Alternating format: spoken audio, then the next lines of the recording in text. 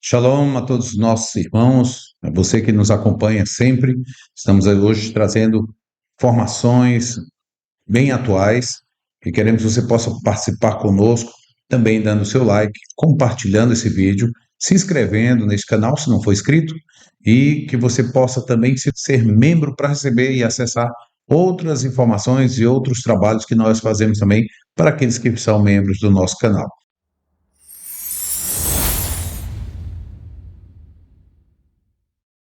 Hoje nós estamos trazendo aí notícias muito importantes, né? Notícias que estão atuais do que está acontecendo no conflito contra Israel. Israel é o relógio de Deus neste mundo.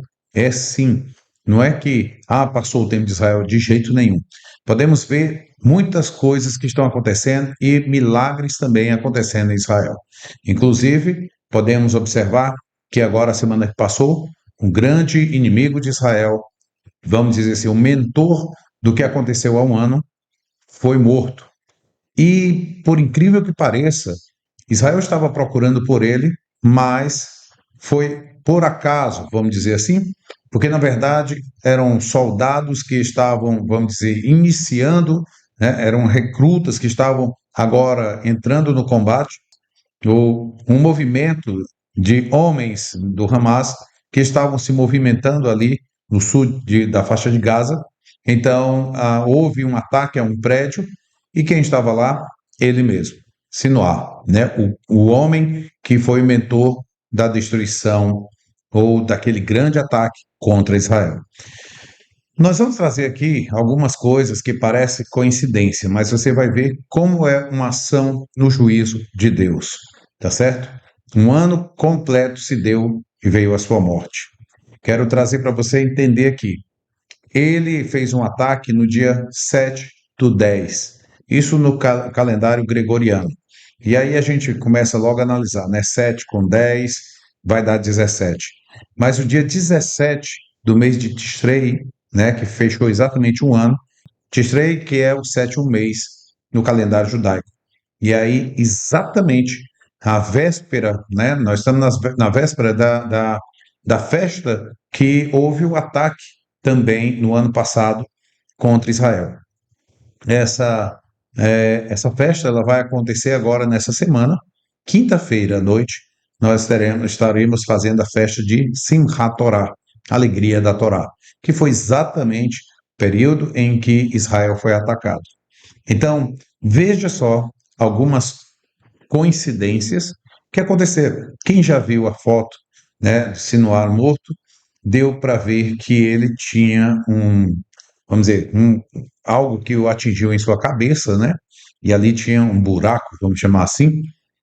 O que que acontece? Se você conhecer um pouco a história de Sinoar, você vai entender que ele foi tratado pelos médicos israelenses, tá certo? Ele tinha um câncer no cérebro e ele foi tratado e foi curado. Em vez de ser um homem grato, em vez de ser um homem que agradece a Deus pelo aquilo que ele recebeu, uma chance de estar vivo, não, ele foi contra Israel. Veja só, foi curado pelos médicos de Israel, ele é liberto numa troca por um soldado, e ali ele vem contra Israel, ele planeja tudo isso. Como é que ele acabou morrendo? E aí você vê aonde ele foi atingido, o que levou ele à morte, e observa isso dentro do calendário e também na forma de que ele morre, tá certo? Quero trazer aqui o que saiu nos noticiários lá no Israel Hayom. Essa é a primeira notícia que eu quero trazer também hoje, tá? Em relação à questão da ONU. Por isso que o nosso título está lá, ONU escolhe, né, ficar do lado errado. Por quê? Veja isso aí. Nós já sabemos o que aconteceu no passado lá em Gaza, de vários, vamos dizer assim, de Israel mostrar que o Hamas estava usando instalações da ONU. E agora, lá no Líbano, mais uma vez, veja que testemunho dramático sugere que forças de paz da ONU, veja só, forças de paz da ONU foram subornadas pelo Hezbollah. Terroristas capturados confirmam que pagaram a Unifil para usar seus postos avançados contra Israel e até mesmo usando suas câmeras de vigilância Isso viola seu mandato. Veja o que mais. Agentes do Hezbollah capturados durante as recentes operações terrestres da Força de Defesa de Israel, a IDF, no sul do Líbano, revelaram durante interrogatórios que a organização pagou pessoal da Unifil para usar suas posições na região, de acordo com fontes de segurança que falaram com Israel Hayom. Essas fontes, a par dos detalhes, revelaram que o Hezbollah também assumiu o controle das câmeras da Unifil em complexo perto da fronteira israelense e as utilizou para seus próprios fins. À luz dessas revelações e do fracasso flagrante da Unifil em impedir o entrincheiramento do Hezbollah ao longo da fronteira, Israel planeja confiar principalmente nos compromissos do exército libanês em qualquer acordo futuro com o Líbano, e não na Unifil, que se mostrou ineficaz ao longo dos anos e agora é acusada de colocar frequentemente, de colaborar, desculpa, é acusada de colaborar frequentemente com agentes do Hezbollah. E aqui vem agora a notícia do Sinuar. Mas você viu aí, né? A ONU, que era para estar fazendo pela Unifil uma questão de paz, recebe pagamento, e aí, isso, segundo o testemunho, né, que foi recebido pela reportagem do Israel Hayom, e foi confessado por aqueles que foram presos ali, que realmente pagaram e a Unifil liberou as câmeras e todo o seu, o seu acesso que ele tinha, isso para que o Hezbollah pudesse se utilizar contra Israel. Que vergonha, hein? Pois é.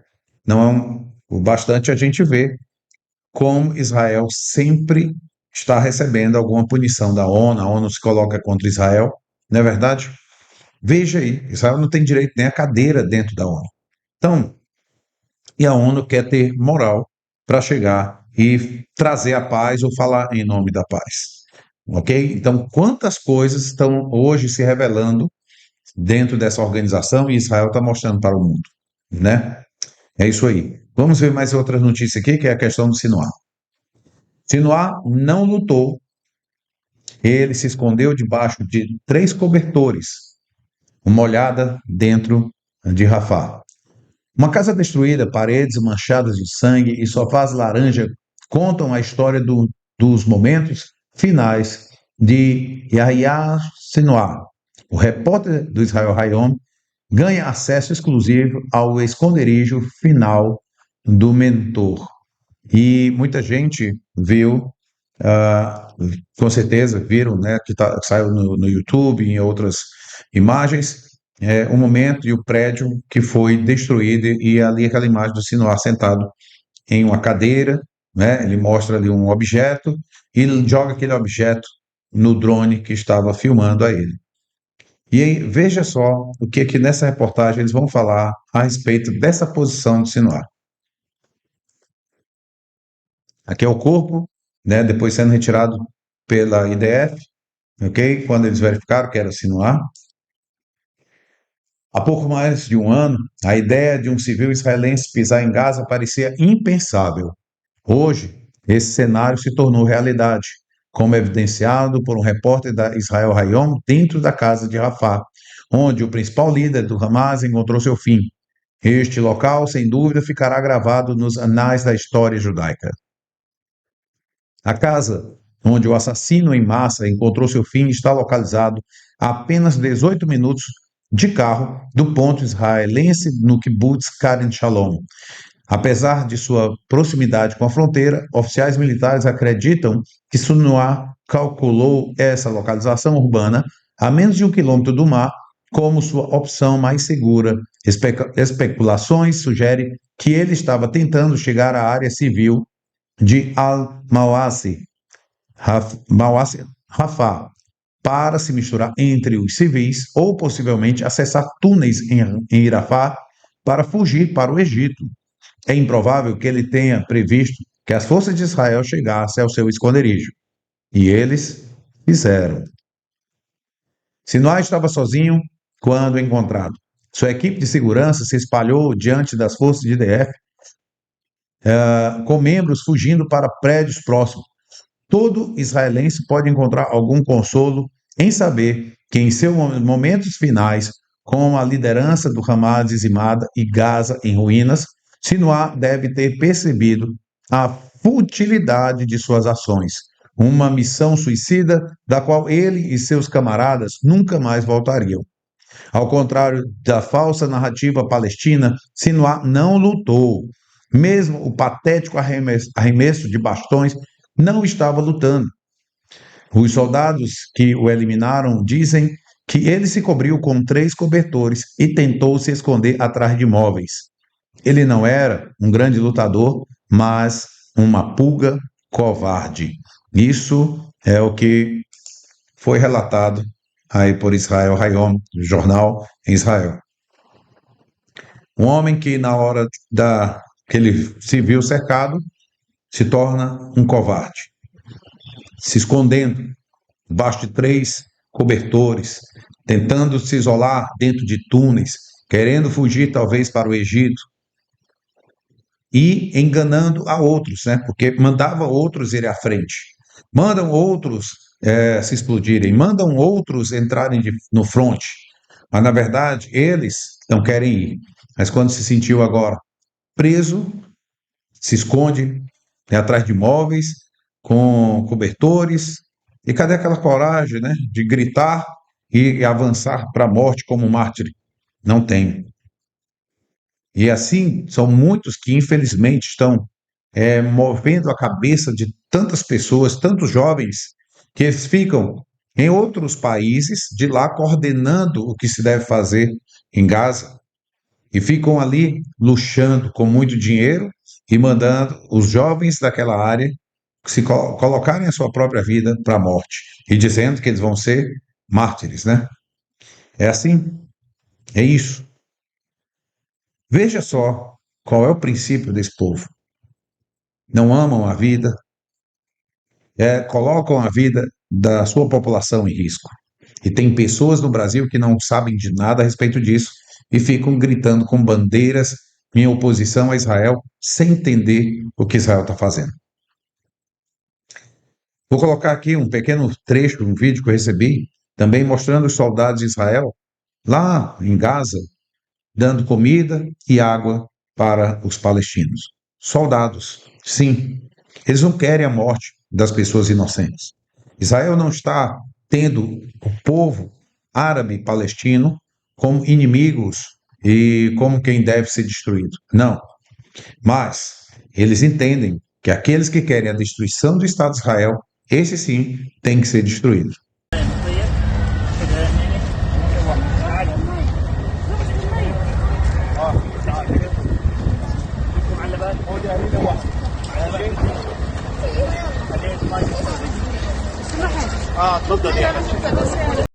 Por quê? Israel quer realmente a destruição deles ou quer buscar que eles vivam em paz com Israel? Porque Israel quer exatamente fazer um papel que Deus disse a Abraão: em ti serão benditas todas as famílias da terra. Israel quer fazer o seu papel na terra, abençoar as famílias. Vou voltar a falar aqui.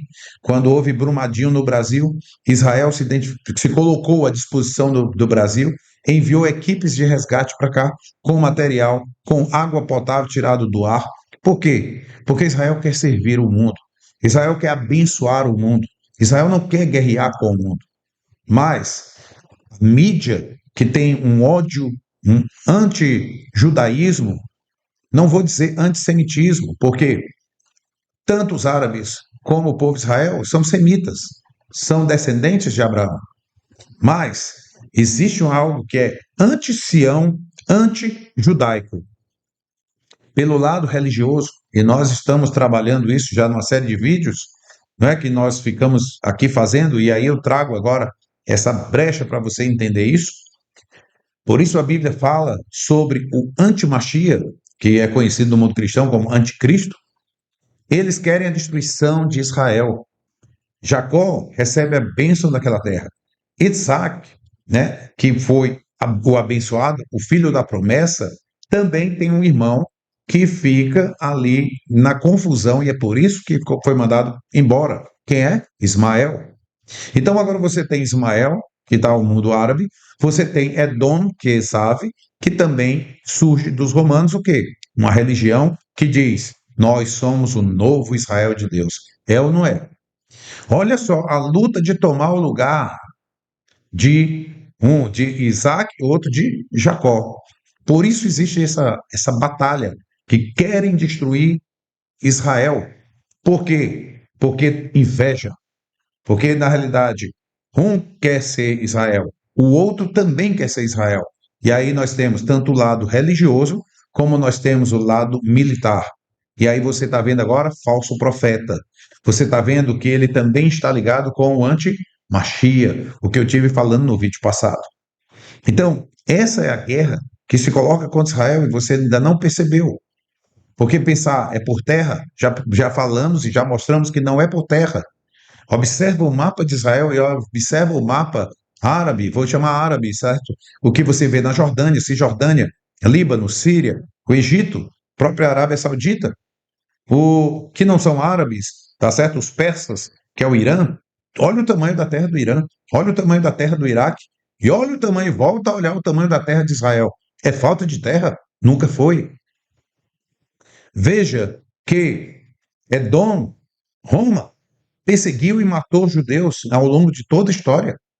Quando veio a Segunda Guerra, também não só estava unido lá com o Pio XII, como também havia toda a massa islâmica também junto com Hitler, tentando destruir. Então, a ideia sempre foi aniquilar Israel e tirar Israel do mapa. Porém, nós temos uma palavra de Deus muito forte, tá certo? E eu quero trazer para você que é lá no livro de Zacarias. Veja o que é que diz o profeta Zacarias no capítulo 12, do versículo 2 ao 3. Eis que farei de Jerusalém um cálice de tontear para todos os povos em redor. Sente que eles ficam malucos com Israel, não é? E naquele dia farei de Jerusalém uma pedra pesada para todos os povos. Todos os que a erguerem se machucarão gravemente. Quer mexer com Israel? Vão se machucar gravemente. Entendam isso. Porque pessoas que apoiam aqueles que são contra Israel estão contra Deus. Porque o Eterno está prometendo aqui: todos os que erguerem se machucarão gravemente. Olha o que está acontecendo hoje com o Líbano. Olha o que está acontecendo com o próprio Irã, que fica lá sem ter coragem de realmente peitar de frente. Veja o que está acontecendo com Gaza. Veja que Sinoá foi morto sem nem perceberem que era ele que estava ali. Porque o Eterno colocou e direcionou a força de defesa de Israel contra aquele lugar que estava Sinoá. Porque quem quiser se erguer o seu povo Israel vão se machucar. Zacarias 12, versículo 9, também diz assim: E acontecerá naquele dia que procurarei destruir todas as nações que vierem contra Jerusalém. Tem gente, tem povos mais ao norte, que já fica falando: vamos tomar Jerusalém, vamos invadir Jerusalém. Deixa eu dizer uma coisa: você sabia que o livro do Alcorão não cita nenhuma vez Jerusalém? Quando você vê alguns árabes ali da Arábia Saudita que vão falar com sinceridade e verdade, eles dizem: Jerusalém pertence a Israel. Sempre foi dito. Veja só, o próprio Benjamin Netanyahu diz que Yeshua, um rabino, e que tudo que está escrito a respeito dele mostra que ele vivia em Jerusalém, passeava por Jerusalém, a terra de Israel, onde estava o templo, o Beit HaMikdash. Estava lá, ele ia nas festas para o templo e pertencia a Israel. Não havia palestino, não existe esse nome dentro da Bíblia. Agora, quando você vê o rei Davi, ele comprou aquele lugar e colocou ali o templo. As terras de Israel foram, grande parte delas foram compradas por judeus. Não foi só conquista por guerra, foi comprada. E os povos que ali habitavam vendiam suas terras para os judeus, porque não servia para nada para eles. Só quando Israel entrou dentro da terra e produziu, aí começaram a ficar com o olho grande para lá e ver a prosperidade de Israel. Então a inveja, o ciúme começa a atacar o coração deles e eles querem destruir Israel. E o último versículo que eu quero trazer para vocês aqui, o último trecho, está lá em Amós, capítulo 9, 14, 15. E eu quero deixar para você esse texto aqui. A promessa de Deus é: eu os plantarei na sua terra e nunca mais serão arrancados da sua terra. Eu lhes, eu lhes dei, diz o Senhor teu Deus. Israel não sai mais de lá. Insano são os que pensam que vão tirar Israel de lá. Porque quem garante essa palavra é o próprio Deus. E se você crê em Deus e é o Deus da Bíblia, pode ter certeza, essa promessa está se cumprindo e vai cada dia mais se cumprir. Ninguém pode mais tirar Israel dali. O Eterno os colocou de volta e ninguém mais pode tirar. Então, quem se levantar contra Israel, contra Jerusalém, será grandemente machucado. Então, quando nós estamos falando a respeito de antimachia, a respeito de tudo isso, saiba que esses que vão se levantar contra Israel vão se machucar. E a pedra maior que virá contra estes é a rocha que nós entendemos que está ligada à Machia. Por isso, nós vou ligar de novo, porque toda essa guerra tem uma conexão com o que está em Ezequiel 38, 39, tá? Com aquilo que vai estar precedendo a Gog Magog. E Gog Magog, ela encerra-se com a chegada de Machia. Porque Machia entra nessa guerra e não deixa que ninguém tome mais a terra de Israel. Então saiba disso. O Redentor virá, a grande redenção virá. Yeshua diz: quando essas coisas começarem a acontecer, ergam as vossas cabeças, porque está próximo a redenção.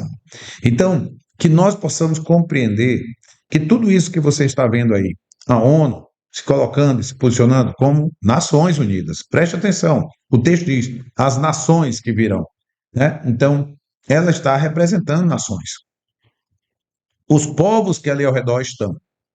Todos eles que estão se levantando contra Israel estão caindo.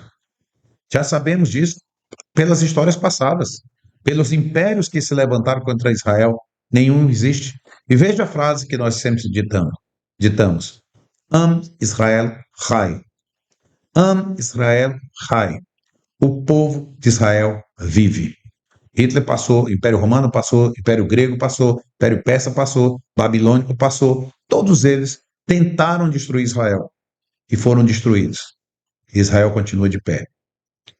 Aí tentaram outras vezes, já na era moderna, também perderam espaço, perderam terra. E agora querem tentar de novo. Posso dizer para você, o que vai acontecer pela frente é que Deus fará cumprir a promessa dele a Israel, que as terras que Deus prometeu a Israel não é aquela terra pequena, tem muito mais terra. Alguém está ao norte, mais ali para cima, próximo ao Mar Negro, tá certo? Já tem dito: a onda de Israel é tomar e aumentar terreno. Não é de Israel, não. Isso aí é uma palavra de Deus e é o Eterno quem vai dar essas terras de volta a Israel. Ele disse o tamanho da terra. Israel ainda não habita em toda a terra que o Eterno prometeu. É por isso que eu digo: mais perto está de Mashiach chegar. Aguardem com grande esperança, porque eu sei que tudo está caminhando para isso. Nós temos que manter a esperança, vendo ainda que grande escuridão está vindo pelo mundo. Não é à toa. Sofonias capítulo 1, versículo 15 vai dizer que esse é um tempo de grande escuridão, também tempos de toque de chofar e também tempo de angústia. Angústia para quem? Para as nações. Para o povo de Israel, para o povo de Deus, não. Mas para as nações, sim. Ok? Porque escuridão está nos que estão nas trevas. Mas Israel é o quê? Luz para o mundo. Assim como nós somos luz para este mundo. Yeshua disse: eu sou a luz do mundo. Mas ele também disse aos seus talmidim, aos judeus ali que ali estavam com ele: vós sois a luz do mundo.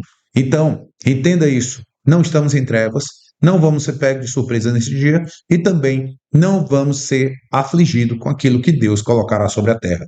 Que você possa manter a sua emuná, a sua confiança e saber que no final tudo vai dar certo, porque essa história de Deus e essa história de Deus sempre vai terminar bem para aqueles que ficam do lado dele. Quem quiser ir para o lado contrário, você não é obrigado, mas se escolher, o que que a gente pode fazer? Mala solta, né? E aí, o que que a gente pode fazer? Faça o seguinte, ache o caminho certo. Faça o contrário dessa organização que pegou o lado errado. Fique do lado certo. Fique do lado de Deus. Fique do lado da palavra. Fique do lado do povo de Deus. Esteja orando, amando e clamando a Deus por Israel. Pode ter certeza que Deus irá lhe recompensar. Que o Eterno te abençoe grandemente e que possamos, no próximo vídeo, trazer ainda outros ensinos, onde nós vamos falar agora, na próxima semana, sobre o que é o sistema besta. Beleza? Que o Eterno te abençoe grandemente. Shalom, shalom.